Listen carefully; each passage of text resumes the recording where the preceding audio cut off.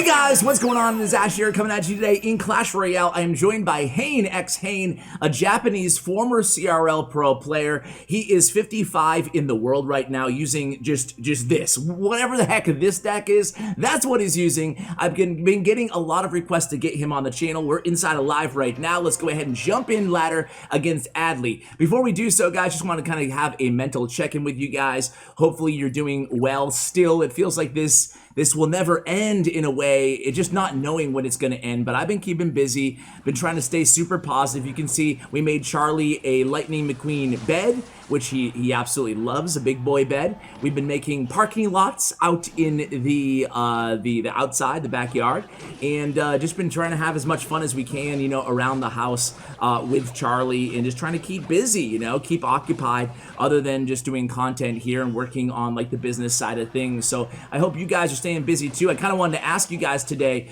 what are you doing, you know, besides watching YouTube and playing Clash Royale? What are you doing to occupy most of your time on quarantine or lockdown or whatever the heck you want to call it? Let me know in the comments below. And again, I mean, I got a ton of great TV show requests from you guys, but don't ever hesitate to let me know about another documentary. Especially, I love documentaries that I might be interested in. So that covers that kind of stuff. We will get into the play-by-play. One final note here is that I'm going to include a voicemail in today's video. I'm going to try to, you know, I got your feedback on this. The majority of you guys would rather me have these long videos once or twice a month, it sounds like. Not every week, but sprinkled here and there with your hotline voicemails, just reacting to your ideas. I also want to sprinkle them in just here and there, just maybe one or two at a time. And we'll be giving one card idea in today's video later on, maybe around after the fourth match or so. And we'll be doing that from time to time here on the channel as well. So anyway, guys, going into this match here, we're going against, surprise, surprise, a Skeleton Barrel deck. I'm not sure if this Skeleton Barrel meta has really permeated the entire arena yet, or if it's just top ladder, or if it's just grand challenges. Let me know in your trophy range. Are you seeing a ton of Skeleton Barrel? Because it's everywhere in grand challenges, it's everywhere in top ladder, but usually this stuff takes a while, and that Dart Goblin takes down that left tower. Takes a while to kind of, you know, get spread onto the entire ladder, right? These new metas every month. But we had the God RF on yesterday, and he said that no, people are not overreacting to the Skeleton Barrel and the Goblin Hut. Both cards obviously are in this deck. He said they're both the two strongest cards in the game. He agrees with Vulcan, who said that they're the only two S-tier cards in the game right now, Skeleton Barrel and Goblin Hut. In case you missed yesterday's video, feel free to go back and check it out. God RF giving a lot of great tips on a variety of different decks, both Cycle and Beatdown. Anyway, here we go, guys. The opponent attacking, but look at all the swarm we have. A Dart Goblin and about 500 Spear Goblins in the right lane. We might lose our left tower. Doesn't even matter. 5 seconds remaining. I'll lose our left tower. We have 1904. We're gonna 3-crown this dude. There it goes. HANExHANE, Japanese former pro player, now contracted content creator, starts out with a victory. Let's go into the next match, guys. All right, guys, here we go in the next match against TimTim. Hey, spoiler alert, guys. This is going to be tomorrow's video. TimTim is going to be our guest, first-time guest here on the channel. We'll see if he can beat Hane. He's going to have his work cut out for him, ladies and gentlemen, because this guy is no slouch, especially playing a deck like this. We will get into the tips to this deck in just a moment here, but TimTim, spoiler alert, guys, is playing a new spell cycle deck. This dude has been top 50 the entire season so far. Granted, we're only early to mid-season right now, just getting to mid-season, but it's new spell cycle with no rocket, no win condition. He has Barbarians in this deck. He has Lightning in this deck. I think he has Poison. There's the Barbarians. So this is going to be interesting. He has Log and Zap. So Log, Zap, Poison, Lightning, I believe are his 4 spells. Believe it or not, with the Barbarians in there, the E-Wiz and the Mega Minion being his troops, he's had a ton of success with this deck. It's not just a straight-up troll deck. It's a deck that, you know, consistently he's been beating the best players in the world, and I can't ignore this guy anymore. I forgot who, I think it was Quasim messaged me, excuse me, again about TimTim. And he said, dude, this guy's winning against like all the pros out there. You got to bring him on with this new spell cycle deck. So I was like, all right, I'll take a look at some replays and see what I think. And man, you know, he is beating everybody with it. And granted, some of it's just surprise factor, but let's see how he does. So this deck, guys, one thing that you probably already picked up about this deck is when you're first picking it up, it's anti-meta, right? It's meta meets anti-meta. But the one thing you really want to make sure early on here is that you are not executing big Royal Giant pushes in single elixir time, right? Royal Giant is not in the best spot right now inside the meta. So what you want to do is just wait till double elixir time. Wait until you know exactly what the opponent has. And my bad, it's not poison, it's earthquake. So 3 smallish spells or 2 small spells and a medium spell for TimTim. But yeah, guys, you don't want to be using your Royal Giant in single elixir time. You want to be defending, you want to be using your Giant Skeleton, you want to be chipping away skeleton barrels, a lot of goblin huts, even if the opponent has Earthquake, which such is the case here. This is a challenging matchup for us here because, I mean, check it out. Log, Zap, Earthquake. He counters basically everything with those 3 cards, right? So how are we going to get to this dude's tower is going to be the question here. He zaps, just kind of cycling here. Now we catch him without any spells, but he does have that E-Wiz in hand. He has lightning in hand too, but he's not going to use it just yet. We go with the Giant Skeleton in the back. Now TimTim might start getting aggressive with lightnings pretty soon here and using a lightning against just a Giant Skeleton. I've seen that in his other replays. But here we're going to have Barbarians down. There they are. We take care of that baby D. We place the Dart Goblin safely behind. Does the Giant... Nah, I don't think the Royal Giant even got a hit there, guys. Maybe. Either way, actually, we did get a little bit of damage, so it probably was from the Royal Giant. And you guys remember what RF was saying in yesterday's video. Skeleton Barrel, even if they have the log in hand, the bar barrel in hand, it's always a guaranteed like 180 damage or whatever it is. So we're going to be aggressive with that Skeleton Barrel no matter what. And here it comes again. Log does come down. And again, chipping away ever so slightly at that left tower, 2770. And E-Wiz in the right, Earthquake value again for the opponent. So I'm wondering why HANE, it doesn't just go with the Earthquake and maybe well, I guess now I know. I was going to say, I didn't even notice that right tower fell below our left tower. My bad on that. So Dart Goblin comes down, helping against that baby D. Barbarians are in hand again. And here we go. Log comes down. We have bats at the ready. We just need something for those Barbarians, right? We don't have that Fireball in the deck. We don't have that splash damage. We do get... Did we even get one hit there? I don't even know. Earthquake comes down on our end, so HANE does creep back in the damage advantage. We're in triple elixir time here, guys. So here we go. Giant Skeleton, just as I called it, guys. He's going to start getting aggressive in triple elixir time with these lightnings. TimTim's deck, and we'll talk about this in tomorrow's video, is all about getting to triple elixir time and then spell cycling the hell out of your opponent. So here we go. It's going to be an Earthquake coming down for HANE, and HANE does connect with that tower. Big connection with that Royal Giant. Log comes down. We have Giant Skeleton in hand. Perfect time to use the big fella. And a little bit of a, I don't know, that was too aggressive with that E-Wiz there by TimTim, and boom, kaboom, lightning goes down, but we have a Royal Giant down, we have an Earthquake down, we have a Skeleton Barrel down in the left lane. We might actually take this tower down here. Log comes down 245, we got a Giant Skeleton clogging up that left lane. Guys, this is looking pretty good here. This is looking pretty good. It's looking like 2 in a row here by HANE. I don't want to call it too early. Scarmy over there in the corner, 6 seconds, 5, make it 4 seconds left. We're gonna go ahead and come across with the victory. Wow, that was close though with that lightning. Earthquake does come down, 67 HP remaining. Boom, there it is for HANE. Let's go into match number 3. We'll see you tomorrow, TimTim. All right, guys, here we go against BJ Santander. I guess this dude's a big fan of the bank. I'm sure it means something totally different in a different language. Perhaps a last name. Anyway, here we go. It's going to be a Skeleton Barrel. Surprise, surprise from the opponent. Splits bats as well. We go with the Dart Goblin to help out there in the opposite side. Miner immediately comes in. I'm not sure if that Miner was predictive or he just saw that Dart Goblin really early. It was almost dropped at the same time by my man, BJ. So Goblin Gang, response to our Goblin Gang, you're going to see that HANE's going to be aggressive with those Earthquakes, especially against decks where he knows he doesn't have another reason to use the Earthquake. Good Earthquake players will be saving their Earthquake, or excuse me, will be using their Earthquake a lot, even if the opponent doesn't have a building, right? It's not a card that you just... Okay, they have no building, I'm not going to use it at all, period. It's a card that you're still going to be trying to get value out of. Skeleton's on our left tower here, guys. Has a great value in killing Spear Goblins and doing damage to Princess, all that good stuff, and just slowing troops in general, right? So if you just want to slow, like, let's say the opponent drops a Dark Prince behind their King Tower to anticipate your Skeleton Barrel from popping, you can slow that Dark Prince, allow the Skeleton Barrel to drop and get a little bit of RNG damage onto their tower beforehand, and you'll see that's a move that HANE uses a lot as well. So, here we go. Speaking of Goblin Hunt, and that's the way you want to respond to Goblin Hunt, by the way. If you don't have Earthquake in hand, just as BJ did the opponent, you want to attack with the bats and the skeleton barrel. That's a play that you'll see a lot of pros make too, so just make sure you keep that in mind. Oh crap, I just cycled my Earthquake and I didn't know they had Goblin Hut. Didn't know they had whatever, Barbarian Hut. Be careful on Furnace though, you don't want to lose you know, all your bats to the to the Fire Spirits. But here, we get a little bit of chip damage on the right. Mega Knight comes down, so it's the Mega Knight, it's the old school Mega Knight version of this deck. We had Dandelion, aka Blizzard, on the channel a few days ago, by the way, if you want to see his gameplay. He has an updated version of the deck that BJ is playing. Now, he is the best guy in the world when it comes to this deck, when it comes to the Mega Knight bait archetype. He's been playing it for over, you know, 2 years now. A year, whenever these cards were released, I guess. Skeleton Barrel, right?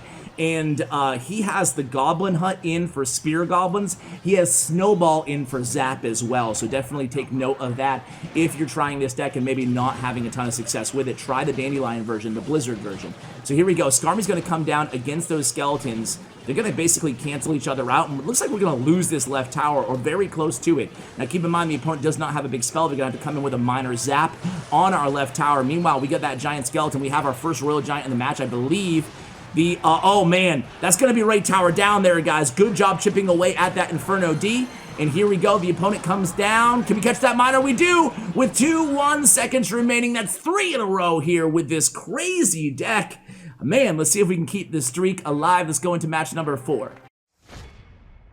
All right, guys, here we go against Lemontree 68. Oh man, dude. Lemontree couldn't ask to see a more challenging matchup than this deck, right? I mean, maybe the TimTim Spell Cycle deck, maybe that one would be worse, but think about it. We got Royal Giant for all his buildings. We have Giant Skeleton that we can play at the bridge if we want to. We have Earthquake for all of his Expos. We could just Earthquake Cycle here. Interesting that HANE went with a Goblin Hut in the kind of the vulnerable position there, knowing it's Lemontree. I mean, we know what deck he's playing. If not 2.9, it's the new kind of improved version of Icebow, which is the case here. So Lemontree 68, man, this guy is an Expo god. A lot of people, myself included, consider him to be the best Expo player alive right now. That's no disrespect to a lot of other really, really high-tier Expo players, but Lemontree's just amazing. Of course, a Korean pro, Lemontree 68. He's been on the channel many times here. Hope to get him again. I've been mentioning this before, but we'll have Carnage on the channel playing this deck, which he sees as his absolute favorite right now in the meta for obvious reasons, being an Icebow player traditionally. So we'll get him on for an hour of live trophy pushing at some point here this season, I believe, if we can coordinate times. Anyway, here we go with the Skeleton Barrel. Going to be always applying that Skeleton Barrel pressure at the bridge, no matter the matchup. Get that log out of cycle, and Spirit Goblins, unfortunately, do also die to that log. We're going to go in with a Goblin Hut again, that kind of safe area. Already into double elixir time. We're going to get it Earthquake down against that Expo. Now, the danger here is if we don't get a lot of damage, and this is it, right? If we don't start getting a lot of damage, we have to be very careful here of Lemontree just rocket cycling us, right? I mean, the good news, we have plenty of answers, plenty of responses to his cards. The bad news is he has Log, he has Tornado himself, right? He has Rocket. So we're going to have to break through here. And will be interesting to see what strategy HANE uses to try to get through. Like, is he going to go Giant Skeleton's way in the back? Is he going to go a Royal Giant way in the back? What is he going to do here? He's going to switch lanes to go to the Healthy Tower. So far, none of the above, right? So we're going to have to Earthquake that Expo on the right, and there it goes. 2 seconds remaining, crossing over into double elixir time. Sudden death, or excuse me, I always, what the frig, man. One of these days I'll get it right. Anyway, log comes down. We get a couple Larrys on that right tower.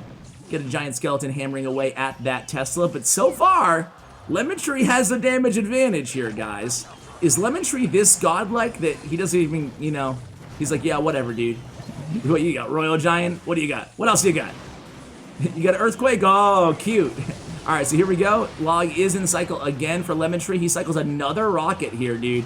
This is frustrating. I mean, we have matchup here in a lot of ways, but Lemontree does have one thing we don't. He has the Rocket. He can Rocket cycle if he can defend. Doesn't matter how many counters we have to Expo. Lemontree doesn't have to use one offensive Expo this entire matchup. So again here, Ice Wizard getting tons of value. We're just cycling bats kind of randomly, haphazardly into the Ice Wizard. Here comes that Tesla down again. And Lemontree, just nice job using that tornado, recognizing he does not have to allocate much more to the defensive end. But here we go, guys. Nice wait, a nice delay on that log. We're gonna get, I think, 3, maybe make it 2 hits with that Royal Giant on the left tower, 1291 to 1415. So we have damage advantage here, but Lemontree still has a rocket. We go with the Earthquake here. We're putting a lot of pressure onto the opponent, Lemontree. Log again clips that Dart Goblin just as he was making the corner. And again, that Tesla's down in time. Here comes that rocket. We need an Earthquake pronto. 787, 23 seconds. Earthquake is down. Okay, Log's in cycle here for Lemontree.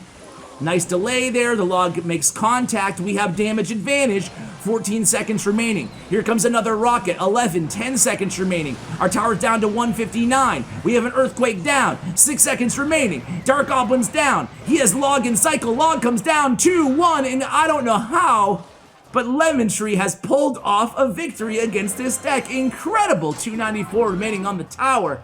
Wow, let's go into the next one, guys. Man, Lemontree OP. All right, go into the next match here against 24 Ernesto. I want to go ahead and bring in that voice memo.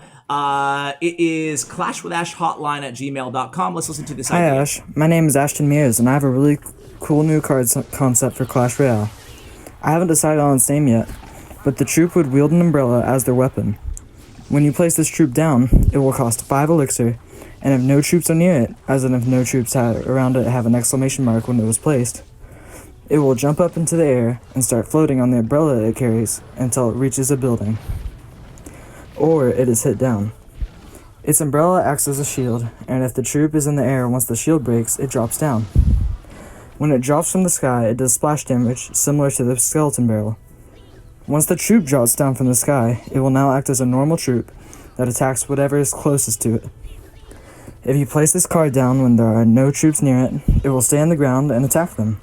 But as soon as there are no more enemy troops near it, it will jump into the sky and start targeting buildings. If this card does drop onto enemy buildings, it immediately loses its shield. When this troop loses its shield, it will start doing 25% more damage, because all that is left on the umbrella are all the metal parts. This card will basically be a more versatile version of the skeleton barrel that can be used in any situation. Do you want to defend? Place it near the enemy troops on your side. Do you want to rush? Place it at the bridge with a few other cards. Do you want it to tank for your tower? Place it behind your tower while the opponent has a rush building up. Thanks for listening, Ash. I hope you liked my idea, and shout out to my clan called Name Here. Well, shout out to Name Here. I actually kind of like the idea. I'll admit, I don't know about you guys, but in the beginning of that one, I was like, I don't know about this. This sounds crazy.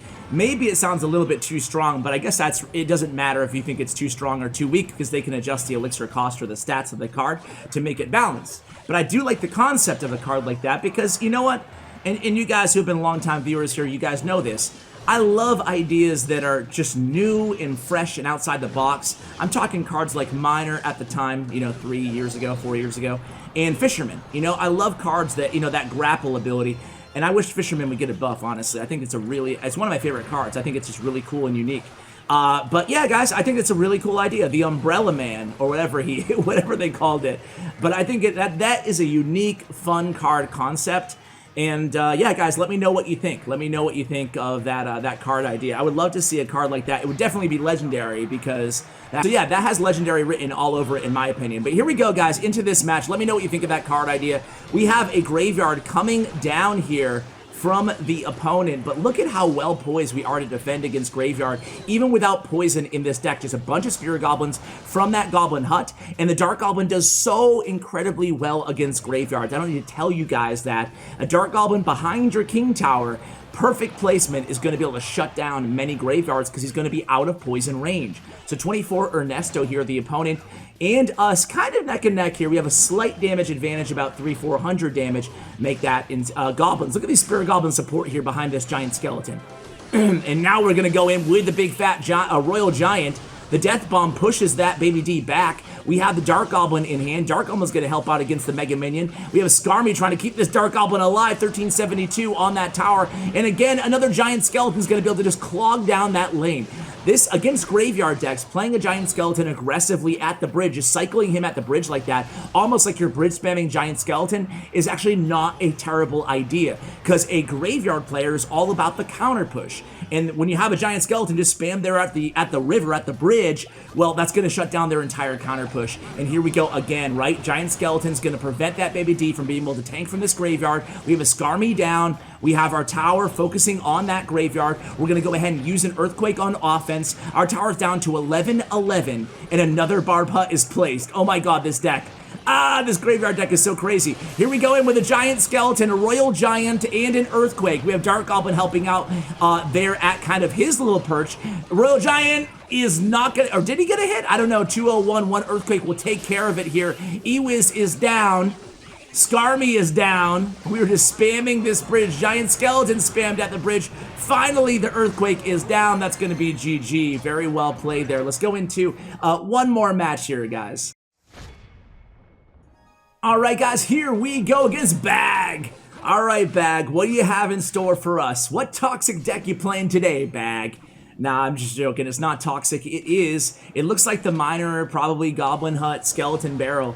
Or it could be the Mega Knight version, so we'll see how we fare against Bag. He has the Musketeer in this deck as well, so we will see exactly what version he is playing here. We go with a Giant Skeleton, same lane. Bag responds with this, and there's the Mega Knight. So it looks like an interesting version of Mega Knight Skeleton Barrel, and the Musketeer in there instead of perhaps the Inferno Dragon, maybe? We'll see.